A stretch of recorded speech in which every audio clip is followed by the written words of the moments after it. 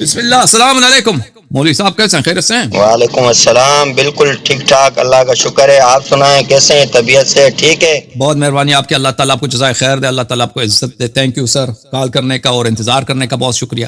بہت مہربانی، آپ نے لائق سمجھا ہم سے بات کرنا. بہت مہربانی آپ کی. حکم کریں، کیا نام ہے؟ پہلے اپنا تعارف کرائیں تاکہ لوگ آپ کو جان لیں. مولانا جان زیب حیدری نام ہے میرا. جان زیب صاحب، اللہ تعالیٰ آپ کو عزت دے.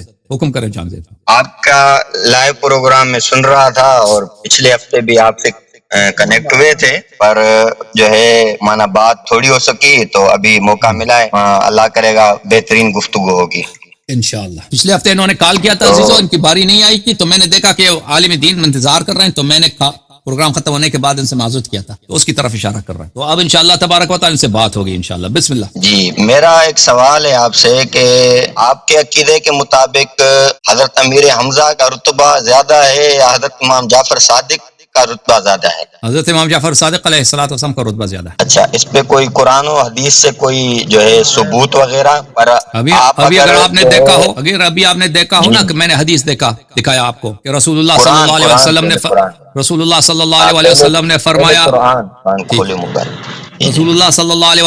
فرمایا. قرآن کی آیت نہیں ہے اس پہ؟ میں سوال کرتا ہوں قرآن کا. بھائی سنو نا، آپ نے قرآن و حدیث کا پوچھا، پھر ابھی صرف قرآن کا چاہیے نا. نہیں، پہلے قرآن قرآن کی کوئی ایسی آیت ہو کہ اس میں حضرت حمزہ کا بھی ذکر ہو، امام جعفر صادق علیہ السلام کا بھی ذکر ہو، اور یہ کہے کہ وہ ان سے افضل ہے، تو وہی اس طرح کی کوئی خاص آیا میرے ذہن میں نہیں ہے کہ امام جعفر صادق علیہ السلام اور حمزہ کا مقابلہ ہو. ٹھیک ہے نا مولوی صاحب، آپ کوئی عالم ہیں، اس طرح کی باتیں کیوں کرتے ہیں؟ کوئی شرم حیا بھی کریں بھائی، کہ کوئی قرآن کی کیوں ایسی آیت مان رہے ہیں؟ آپ سے زیادہ ہے الحمدللہ، ہے نا. آپ اپنی فکر کریں، پر میں یہ کہہ رہا ہوں کہ اگر قرآن کی آیت ہو تو بہتر ہے آپ کہہ دیں نہیں ہے. حدیث بکری کہا گئی تھی نا قرآن کو بکری کہا گئی تھی نا آپ لوگوں کی. قرآن سے کیوں سوال کرتے ہو نا؟ جب آپ لوگوں کے کتب میں لکھا ہے کہ اصلی قرآن کو بکری کہا گئی ہے اور اس میں آیات ضائع ہو گئے، آئے رضائے خمس، رضائے عشر ضائع ہو گئے، تو جب قرآن ہی آپ کی ناقص ہے. بہتر ہے آپ جواب دیں. مزید ایسے حوالے آپ لوگوں کے پاس موجود ہیں، میں پڑھ سکتا ہوں، پر میں نے اگر آپ کے سامنے ایک سوال کیا، اس کا جواب آپ نے دیا کہ امام جعفر صادق کا شان اوپر ہے، حالانکہ یہ عقیدہ آپ کا صراحتاً قرآن کے خلاف ہے. اگر اجازت ہے تو میں قرآن کی آیت پڑھ دیتا ہوں. نہیں، ابھی سوال کا جواب سن لینا. اگر کوئی ایسی آیت آپ مانگ رہے ہیں کہ حضرت امام جعفر صادق کا شان اوپر ہے، جواب ہو گیا. ابھی اس پہ آپ کے پاس ثبوت قرآن سے نہیں ہے، اور اس عقیدے کے خلاف ہمارے پاس ثبوت قرآن سے ہے. اگر کہیں تو میں قرآن پڑھ دوں. یہ ہم سنیں گے انشاءاللہ تبارک و تعالی.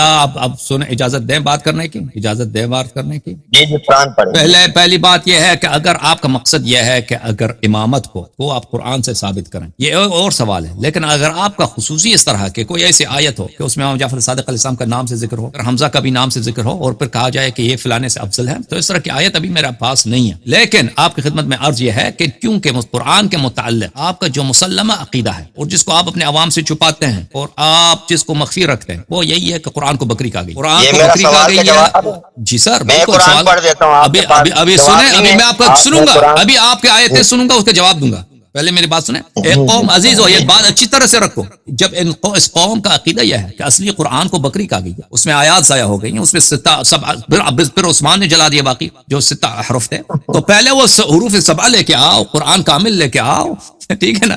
وہ اللہ نے قرآن کو بکری سے نہیں بچا سکا. انا نحن نزلنا الذکر وانا له لحافظون، وہ بھی ضائع ہو گیا. بکری زیادہ، بکری جو ہے اپنے کالج کی طرح اور کالج کی طرح میرا بھی ٹائم ضائع کر رہے ہیں. میں قرآن پڑھ دیتا ہوں اگر آپ کو تکلیف نہ ہو. قرآن مجید سورہ حدید کے اندر اللہ رب العزت نے دیکھ عزیزو، میں نے جو باتیں کی نا، وَمَا لَكُمْ أَلَّا تُنْفِقُوا فِي سَبِيلِ اللَّهِ وَلِلَّهِ مِيرَاثُ السَّمَاوَاتِ وَالْأَرْضِ لَا يَسْتَوِي مِنكُم مَّنْ أَنفَقَ مِن قَبْلِ الْفَتْحِ وَقَاتَلَ أُولَٰئِكَ أَعْظَمُ دَرَجَةً مِّنَ الَّذِينَ أَنفَقُوا مِن بَعْدُ وَقَاتَلُوا وَكُلًّا وَعَدَ اللَّهُ الْحُسْنَىٰ وَاللَّهُ بِمَا تَعْمَلُونَ خَبِيرٌ. جس کی آیت کا ترجمہ آپ سمجھ بھی سکتے ہیں، پر میں آپ کو پھر بھی کر دیتا ہوں. جس آیت کے ترجمے کے اندر ترجمہ یہ ہے، اور تم کو کیا ہوا ہے خدا کے راستے میں خرچ نہیں کرتے، حالانکہ آسمان و زمین کی وراثت خدا ہی کے لیے ہے. جس شخص نے تم میں سے فتح مکہ سے پہلے خرچ کیا، سنیں، جس شخص نے تم میں سے فتح مکہ سے پہلے خرچ کیا. حضرت امیر حمزہ رضی اللہ تعالیٰ عنہ فتح مکہ سے پہلے خرچ کیا، فتح مکہ سے پہلے شہید ہوئے ہیں، اور لڑائی کی، لڑائی کیا، شہادت کا رتبہ پایا ہے. اور وہ برابر نہیں، ان کے درجہ ان لوگوں سے کہیں بڑھ کر ہے جنہوں نے بعد میں خرچ اور جہاد و قتال کیا۔ امام جعفر صادق پیدا ہی بعد میں ہوتے ہیں، خرچ تو دور کی بات، پیدا ہی فتح مکہ کے بعد میں ہوتے ہیں۔ قرآن مجید اس آیت کے اندر اللہ رب العزت نے واضح فرما دیا کہ فتح مکہ سے پہلے خرچ کرنے والے، فتح مکہ سے پہلے جہاد کرنے والے، فتح مکہ سے پہلے قتال کرنے والے، ان کے درجہ بہت زیادہ بلند ہے۔ حالانکہ شیعوں کا یہ عقیدہ ہوا امام جعفر صادق بعد میں جو پیدا ہونے والے ہیں، نعوذ باللہ ثم نعوذ باللہ، اس کا درجہ اس اعظم شخص سے، اس عرفہ اور بلند شخص سے جو شہید فتح مکہ سے پہلے ہو رہے ہیں، جو ٹکڑے ٹکڑے ہو کر اللہ کے حضور پیش ہو رہے ہیں۔ آپ نے قرآن کی اس سورہ حدید کی سری آیت کے خلاف اپنا عقیدہ گھڑ دیا ہے، اور آپ جو ہے نا اس پہ ثبوت پیش کر رہے ہیں اور کہہ رہے ہیں جو ہے نا میرے پاس ثبوت ہے۔ جو مسلمہ عقیدہ ہے، وہ مسلمہ عقیدہ یہ ہے قرآن کے مقابلے میں عقیدہ کیا، روایت بھی قابل قبول نہیں ہے۔ جب روایت قابل قبول نہیں، آپ جو ہے عقیدے گھڑے ہوئے ہیں، آپ کا سارا عقیدہ ختم ہوتا ہے یہاں پہ۔ اگر آپ کے پاس اس قرآن کی اس آیت کا جواب ہے تو آپ دیں۔ اچھی اتنی بات سی ہے، آیت کا جواب دیتے ہیں بھائی۔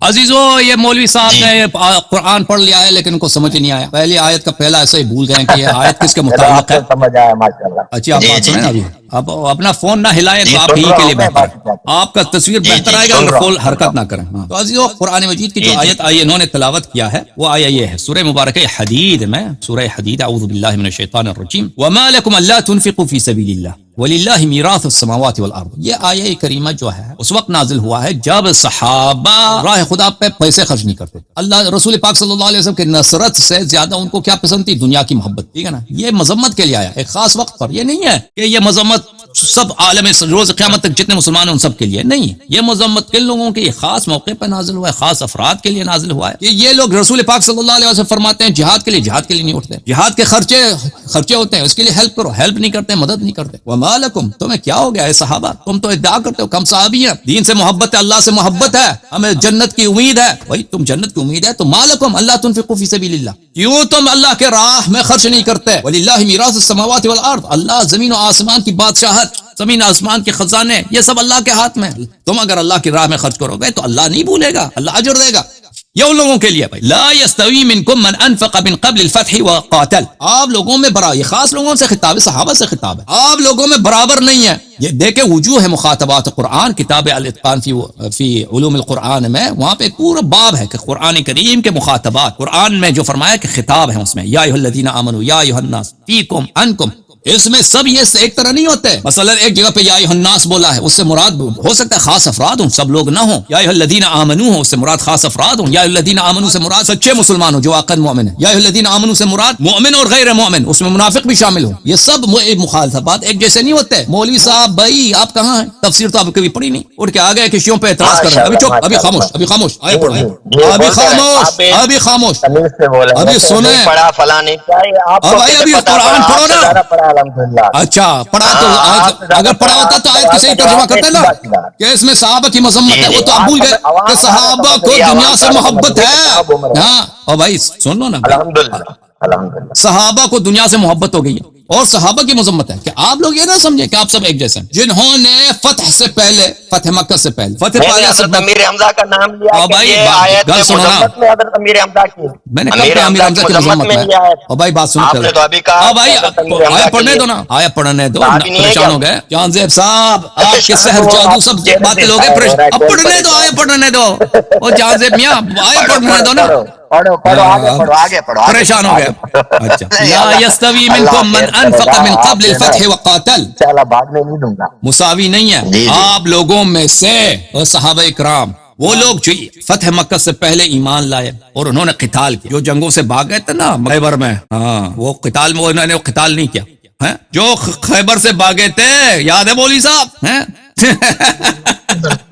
خیبر میں حضرت امیر حمزہ تھے نہیں، جو وہ بعض صحابہ تھے جو فرار ہوئے تھے نا، وہ تو تھے نا، نہیں، وہ تو میں نے احد میں شہید نام ہوئے تھے حضرت نا۔ امیر حمزہ کر لیا ہے، بات سنیں نا، اوے بھائی صاحب، بھائی صاحب ہم بتاتے ہیں، ابھی سارا ہمیں پتا ہے کہ کون بھاگ گیا اور کون ابھی تک بھاگا ہوا ہے، وہ بھاگ کے کہاں چھپا ہوا ہے، یہ بھی سب کو پتا ہے۔ اوکے، خدا حافظ، خدا حافظ، یا علی مدد۔ ما لكم ألا تنفقوا في سبيل الله ولله میراث السماوات والارض لا يستوي منكم من انفق من قبل الفتح وقاتل. برابر نہیں ہے وہ لوگ جو فتح مکہ سے پہلے انہوں نے انفاق کیا ہے اور قتال کیا ہے. اولئک اعظم درجة من الذين انفقوا من قبل من بعد وقاتلوا. وہ ان کی درجہ بلند ہے ان لوگوں سے جو فتح مکہ کے بعد انہوں نے انفاق کیا یا انہوں نے جہاد کیا. وکلا وعد اللہ الحسنى واللہ بما تعملون خبیر. دونوں اچھے ہیں دونوں فتح مکہ سے بعد اور فتح مکہ کے بعد جن لوگوں نے قتال کیا. تو یہ آیہ خاص موقع پر ہے صحابہ کی بات ہو رہی ہے. یہ قیامت تک جتنے لوگ ان کی بات نہیں ہو رہی. سمجھ میں آئی نا بات آپ کو؟ اگر آپ میں تمیز ہوتی بات کرنے کی جان زیب صاحب تو میں آپ کو مزید بات کرنے کی اجازت دے دیتا. لیکن آپ جو ہے نا وہی شخص ہو جو لوگ یہودی آتے ہیں یہاں پر مسلمانوں پہ اعتراض کرتے ہیں کہ بھئی آپ کے نبی تو بھاگ گئے تھے. ہمارے نبی بھاگ گئے تھے ہاں رات کی تاریکی میں مکے سے بات گئے تھے اور غار میں چھپ گئے تھے 3 راتوں کے. تو ہم ایسے لوگوں سے بات نہیں کرتے بھائی. بدتمیز لوگوں سے ہماری بات نہیں ہوتی. بھاگ جو یہاں سے. جو لوگ نبی کریم صلی اللہ علیہ وسلم کی وہ بے بدتمیزی کرتے ہیں ان کا جگہ ہمارے پاس نہیں ہے. نبی کریم صلی اللہ علیہ وسلم بھاگے چھپ گئے تھے غار میں. بھائی نبی کریم صلی اللہ علیہ وسلم اللہ کے حکم سے ہجرت کر گئے تھے.